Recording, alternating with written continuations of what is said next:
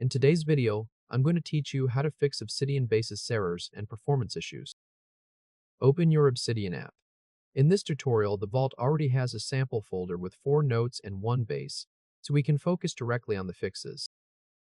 First, update Obsidian to the latest version.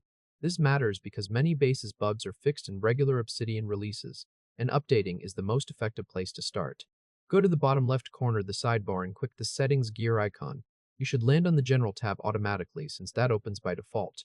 At the top of this page, look for the version area where your current Obsidian version is displayed. Click Check for updates. If an update is available, click Install, then let Obsidian restart. Recent releases have already patched a lot of bases issues including filter errors, scroll glitches, toolbar spacing problems, and list property truncation. Next, rebuild the Vault cache. If Bases is not showing notes that should match your filters, or if newly created notes are not appearing in base views, the Vault index may be stuck. Click the gear icon again in the lower left corner to open Settings. In the left sidebar, click Files and Links. Scroll all the way down until you reach the Advanced section at the bottom. Find Rebuild Vault Cache. Then click the Rebuild button next to it. Wait a few seconds while Obsidian completes the rebuild. The amount of time depends on the size of your vault. When that finishes, open your base again. Notes that were missing before should now appear in the view. Next, check for plugin conflicts using restricted mode.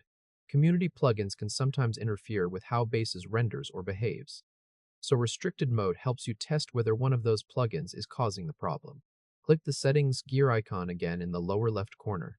In the left sidebar, click Community Plugins. Find restricted mode, then click Turn on and Reload. Obsidian will reload with all community plugins disabled. Once it reopens, test Bases in restricted mode. Open your base called Book Collection and check whether the issue is still happening. If the problem is gone, that means a community plugin was causing it. Go back into Settings, then Community Plugins, then turn off restricted mode. After that, re-enable your plugins one at a time to isolate the conflict. If the problem remains even in restricted mode, then community plugins are not the cause. Turn off restricted mode and re-enable your plugins. Next, disable hardware acceleration for rendering lag. If Bases views are stuttering, freezing, or scrolling with low frame rates, especially on Windows, the graphics rendering layer may be the issue. Click the gear icon again in the lower left corner. In Settings, click Appearance in the left sidebar. Scroll down to the Advanced section at the bottom.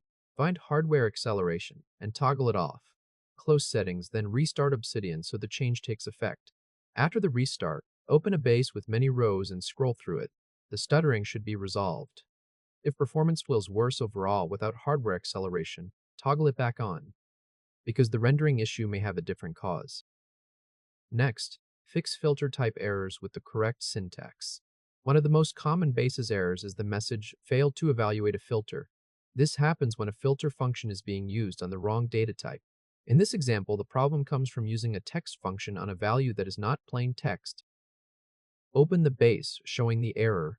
Here, that base is called Book Collection. At the top, notice the toast error message that says failed to evaluate a filter. Cannot find function contains on type number. That message tells you the filter is calling contains on a number value instead of text. Now fix the filter expression. At the top of the base, click the filter icon, or click directly on the filter expression so you can edit it. The current filter reads Author.contains, then open parentheses quotation mark, a quotation mark, close parentheses. Replace it with the corrected version slowly and exactly. Type Author, then type .toString, then open and close the parentheses. After that, type .contains, then open the parenthesis. Type quotation mark, a quotation mark, then close the parenthesis.